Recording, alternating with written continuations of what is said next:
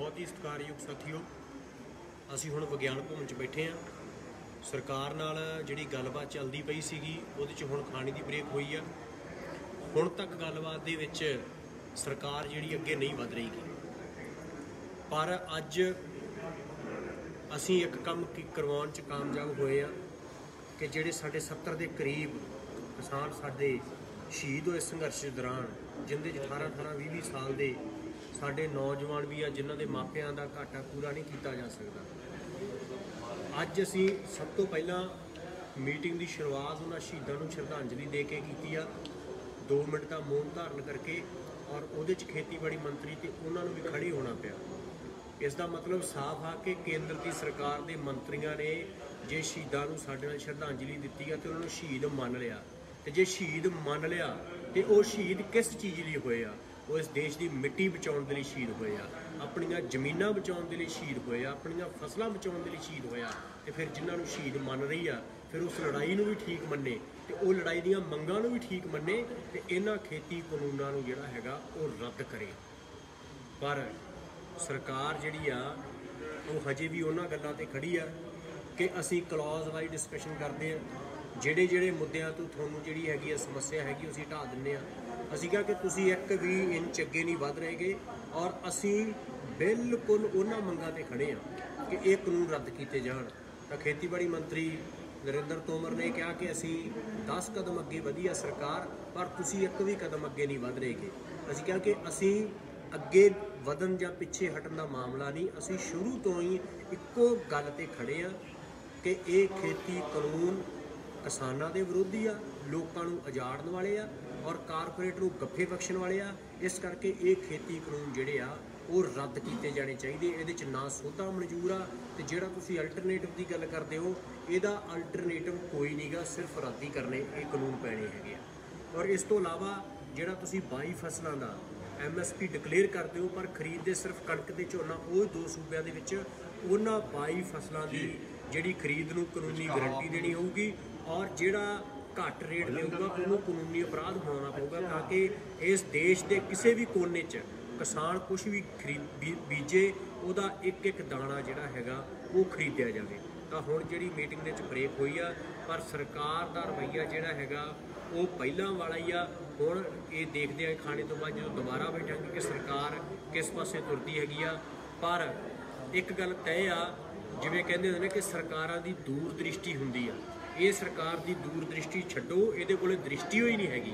ये सरकार नूं देख ही नहीं रहा कि लखां किसान जिहड़े हैगे आ वो लगातार दिल्ली वाले पासे वध रहे हैगे आ। बिल्कुल जिस तरह की तानाशाह की हालत हुंदी आ, जिस तरह की फाशीवाल की हालत हुई है, जिस तरह की हिटलर की हालत हुई सी, शायद उस तरह की हालत ये सरकार बनाना चाहती है, क्योंकि बिल्कुल ये तानाशाही सरकार आ जिहड़ी लोकां दीयां भावनावां दी, लोकां दी मंगां दी कोई कदर नहीं कर रही। पर एक गल तय आ कि इस घोल ने जिहड़े जित के अंजाम तक पहुँचना, जित तय आ, तरीक जिहड़ी आ वो जल्दी ही जिहड़ी हैगी आ तय हो जूगी।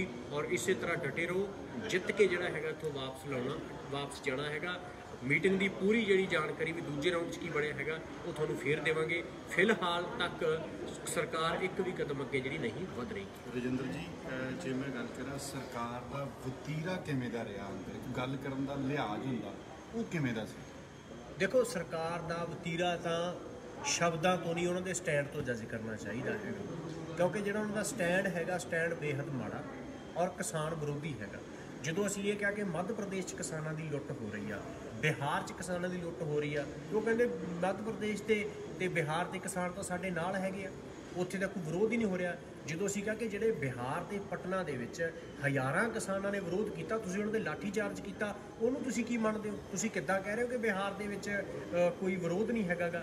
बिहार दा जो किसान नूं 700-800 रुपए घट मिलदा कणक झोने तो वो मजबूरी वस जिहड़ा पंजाब च लिया के वेचदा हैगा। तुसीं उत्थे सरकारी मंडियां तबाह करतीआं, उत्थों दी किसानी तबाह करती हैगी आ, और जिहड़ा पटना च एडा वड्डा अंदोलन होया तुसीं किवें कह सकदे उत्थे विरोध नहीं? तां इहदे ते खेतीबाड़ी मंत्री नरिंਦਰ तोमर ने कहा कि राजनीतिक पार्टियां वो तां कर रही ने, वो गलत आ। फिर जो असीं कहा कि जे राजनीतिक पार्टियां जो कुछ करदियां गलत करदियां ने, फिर तुसीं भी तां राजनीतिक पार्टी हो, तुसीं किहड़ा काम ठीक कर रहे हो? तुसीं भी तां गलत काम ही कर रहे हो। इस गल ते उन्हां कोले कोई जवाब नहीं सी। धन्नवाद। किरपा सिंह जी, तुसीं मीटिंग दे विच मौजूद सी उत्ते ਆਪਣੇ ਕਾਈਂਡਲੀ ਪ੍ਰਤੀਕਰਮ ਜੋ ਤੁਹਾਡਾ ਹੈਗਾ ਉਹ ਸ਼ੇਅਰ ਕਰੋ। ਦੇਖੋ, ਸਰਕਾਰ ਨੇ ਇੱਕ ਗੱਲ ਮੰਨੀ ਕਿ ਅਸੀਂ ਜਦੋਂ ਕਿਹਾ ਕਿ ਜਿਹੜਾ ਸਟੇਟ ਸਬਜੈਕਟ ਆ ਐਗਰੀਕਲਚਰ, ਪਰ ਉੱਥੇ ਅੱਜ ਫਿਰ ਤੋਮਰ ਜੀ ਨੇ ਇਹੀ ਗੱਲ ਕਹੀ ਕਿ ਇਹ ਜਿਹੜਾ ਕਾਨੂੰਨ ਅਸੀਂ ਲੈ ਕੇ ਆਏ, ਅਸੀਂ ਟ੍ਰੇਡਿੰਗ ਦੀ ਲੈ ਕੇ ਆਏ ਔਰ ਸਾਡਾ ਸੈਂਟਰ ਦਾ ਅਧਿਕਾਰ ਸੀ। ਔਰ ਉਹਨੇ ਇਹ ਵੀ ਗੱਲ ਕਹੀ ਹੁਣ ਜਿੱਥੇ ਲੱਗਦਾ ਕਿ ਜਿਹੜਾ ਪੇਜ ਉਹ ਸੁਪਰੀਮ ਕੋਰਟ ਵਿੱਚ ਫਸਾਉਣਾ ਚਾਹੁੰਦੇ, ਉਹ ਕਹਿੰਦੇ ਵੀ ਜੇ ਤੁਹਾਨੂੰ ਲੱਗਦਾ ਅਸੀਂ ਗਲਤ ਕੁਝ ਕੀਤਾ ਤਾਂ ਤੁਸੀਂ ਸੁਪਰੀਮ ਕੋਰਟ ਵਿੱਚ ਚਲੇ ਜਾਓ।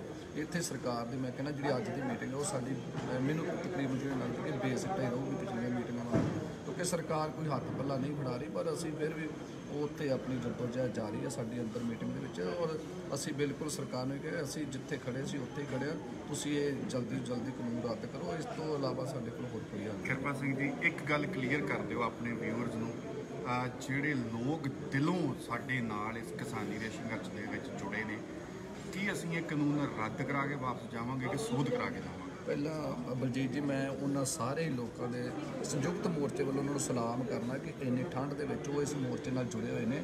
ਉਹਨਾਂ ਦੇ ਅੱਗੇ ਸਾਡਾ ਸੀਸ ਝੁਕਦਾ ਸਾਰਿਆਂ ਅੱਗੇ।